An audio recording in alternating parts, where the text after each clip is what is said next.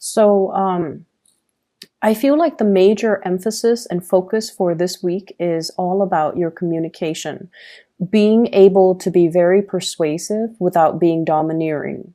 And I also feel being able to persuade people with facts rather than manipulation. Okay.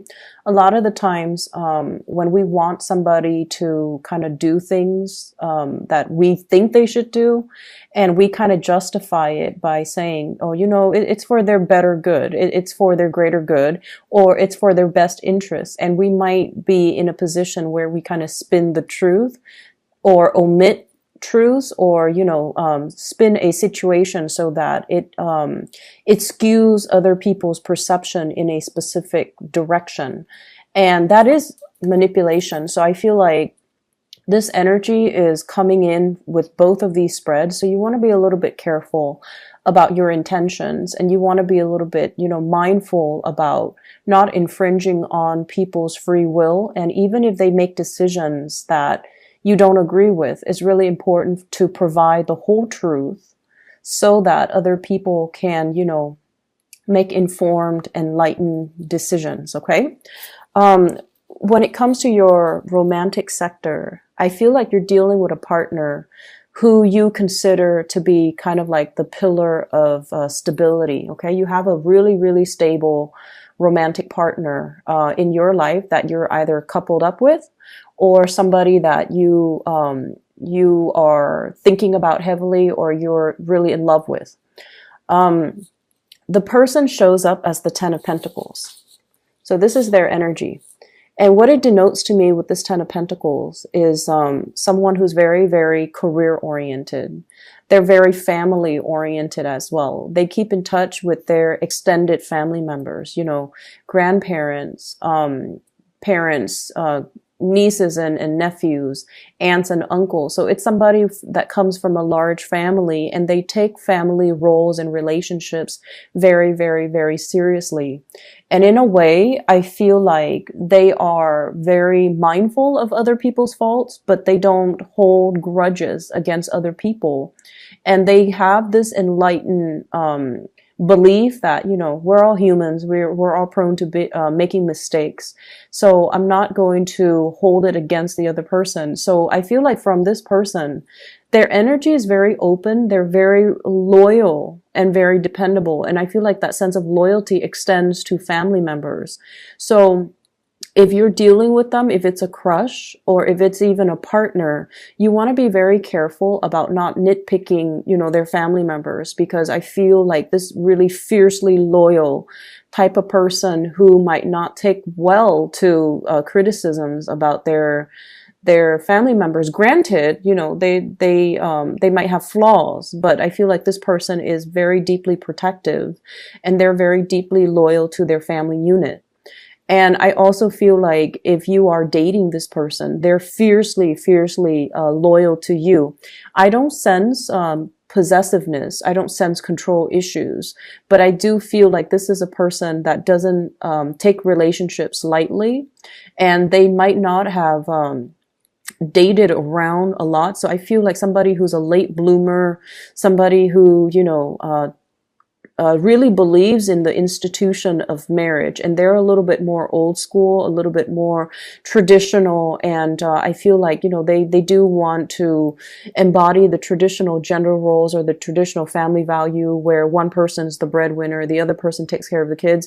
It might not be as old school and as archaic as that, but I feel like deeply they're very, very entrenched in the past, and they are very reliable, a really good provider, somebody that has property, somebody that even works in the financial industry. Okay.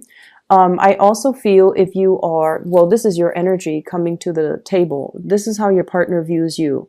You show up here as the King of Wands, and your energy is you take good care of yourself. You work out, you dress well, you're mindful about the way that you look. You have a public persona about you as well, where you might have to give presentations. You might have to, lead the way. You might be in charge of people. You might be a leader in your own right. And you're someone who it's like you're a major player in your industry, in your field of expertise. You have a lot of knowledge, and you're kind of like that career climber, where your position is very set and you're due for promotions next year and then the year after that. So you're very, very financially established, and they like the fact that, you know, you get things moving for yourself. You don't sit there and wait for opportunities. You're very proactive about getting out there. This is also feeling a lot of passion towards another person. This is somebody who's protective, who's caring, who's nurturing. They don't overstep their boundaries though. And in general, it indicates to me a lot of passion and chemistry that you are bringing to the table towards another person. If you are dealing with an earth sign, a Taurus, a Virgo, or a Capricorn, I feel like there might be communication issues coming into the picture, and your partner might be very slow to act. You know, with the nature of the Ten of Pentacles is that they're very, very methodical. They're very risk adverse. They don't like to take unnecessary risks. They don't like to deviate from their routine and their norms. And they don't really, they're not impulsive, not very spontaneous. And I feel like you're trying to get a lot of things moving, and this person is kind of dragging their feet. And as a result of it, I feel like there might be, you know, communication issues coming in through here with the Three of Swords, which is harsh words being exchanged, possibly a separation, or even thinking about like arguments between couples that can relate to, you know, the silent treatment, or like that can result in one person withdrawing because they're hurt. So be very, very mindful about how we communicate, because the King of Wands, it's someone who's very proactive, but they can be a little bit forceful, okay? If you're dealing in particular with earth signs, I feel like, you know, want to tone down on the teasing and the communication, and make sure you communicate from a space where you're understanding of their slowness to act, that you're also, you know, a little bit more understanding of their willingness or their unwillingness for change, okay, to make like rapid sweeping change in their lives. They see you as someone who's able to implement, you know, it's like you don't talk about things, you just do them. You don't sit there and say like, oh, here are my plans. You know, you just get things done. And I feel like your partner is not on the same time frame as you, and it can be a little bit frustrating. I see as well a lot of like missed opportunities between you and a crush. Okay, so we have here the Five of Cups. This is what I call like the heartbreaker card. It's somebody who can be seen as a little bit flirtatious. They are very, very friendly, but their attention is not exclusive to one person. Or at least they're not really aware of how other people perceive them. So I feel there's an element here about, you know, harsh words being exchanged, feeling that sense of regret, and feeling that sense of like, I shouldn't have said that, or, you know, he or she should not have said that to me. So it can create a little bit of an estrangement between two people. And we also have the Devil energy coming through here, which indicates, I feel like, for some of you who are not in well, you could be in a committed relationship, you're dealing with another person that might have entanglements elsewhere. Okay, so they might have a family, they might have, you might find out this week, like somebody you're interested in is already in another relationship. If they've been flirting with you hardcore, then, you know, I feel like you're going to put a stop to that.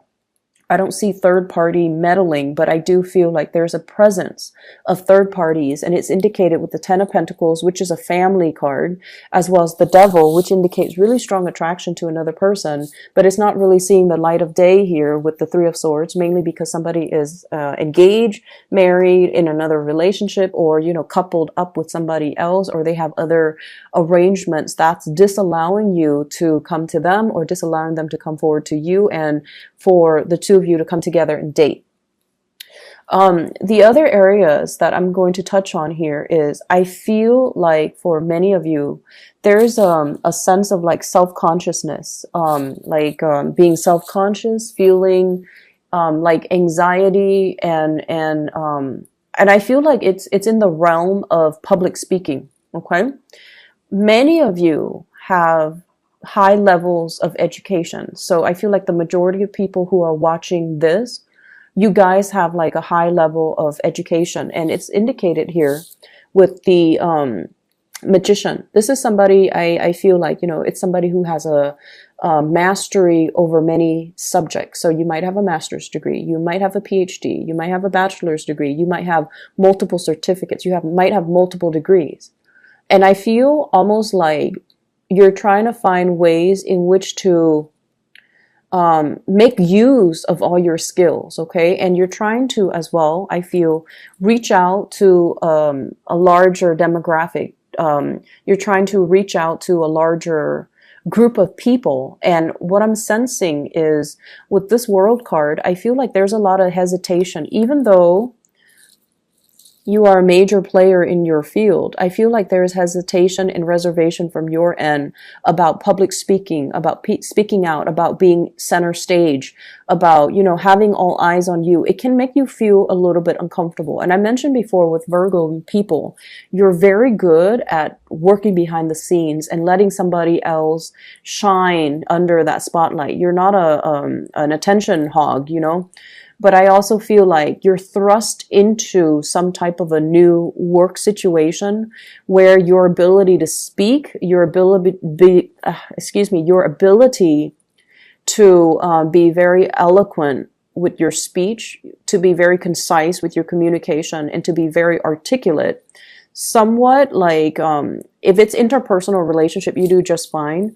But if it's in a large group setting, you know, the anxiety sets in and self-consciousness sets in, and you're not able to convey the messages to the best of your capabilities. And I feel like you might be beating yourself up over it. Rehearse, rehearse, rehearse. Okay. Rehearse so that everything flows naturally, and so that you're not scrambling at the last minute. Just rehearse. It does wonders for you. Okay. So I see that element coming through where there's like social anxiety, or even like public speaking, fear of public speaking and things like that. I feel for many of you, there are, it's like making decisions with another person, trying to decide. And I feel like it's heavily work focused. Okay. I see a lot of work trips, a lot of travel and movement happening for you guys as well. And I feel some of you are finishing up something, like possibly publishing. You're trying to get people to publish it, or you are trying to attend like conferences where you have to, you know, talk about what you just published. And then I also feel people finishing up something, possibly finishing up with school. And then traveling to, you know, for job interviews, traveling to try to find financiers or funding for some type of project. It's going to be a very busy week, but I see this big element about you rubbing elbows with people that are also major players in their field, and they're going to be able to give you a lot of assistance, a lot of technical expertise, and it's going to really help you overcome a lot of these issues, okay?